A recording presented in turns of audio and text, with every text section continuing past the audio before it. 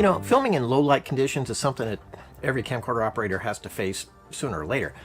But what about filming in pretty much no light conditions? That happens too.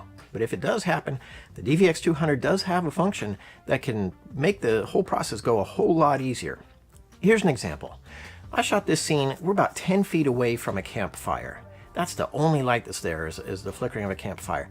And this scene I shot in normal camcorder mode at 8,000 ISO. Then I swap in the infrared recording mode, and you can see that it's much clearer. It's much easier to see what's going on. Yeah, it has that kind of night vision look to it. So what the DVX200 can do, it can actually move its infrared filter out of the way. You normally have an infrared filter in the camera to filter out infrared light because it can pollute and contaminate normal lighted images. If you pull that filter out of the way, then the infrared light that may be in the ambient environment can come into play and help illuminate the image. So low light circumstances is one thing, but if you're in absolutely zero light, maybe you're filming a reality TV show or you are doing nature photography or something like that, and you're out in the middle of the hills and there is no light around anywhere, you could bring along an infrared light, an infrared emitting light, and use that to illuminate your scenes, and the animals or the subjects, whatever, they would have no idea that you had a light pointed at them.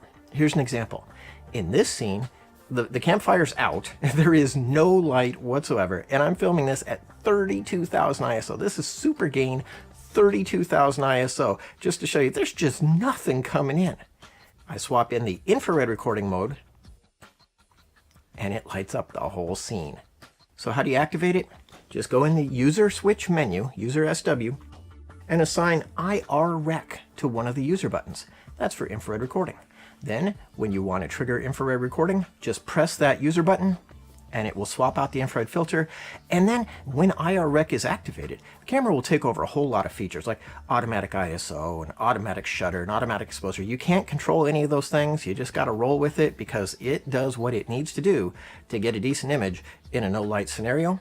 So infrared recording, one press of the user button to activate it, another press to return the camera back to normal. That's all you really need to do to be able to film in low light or potentially even no light situations. Thanks for watching. Hope you found this helpful, and be sure to watch the rest of the videos in this series for even more tips and tricks about how to use your DVX200. Panasonic.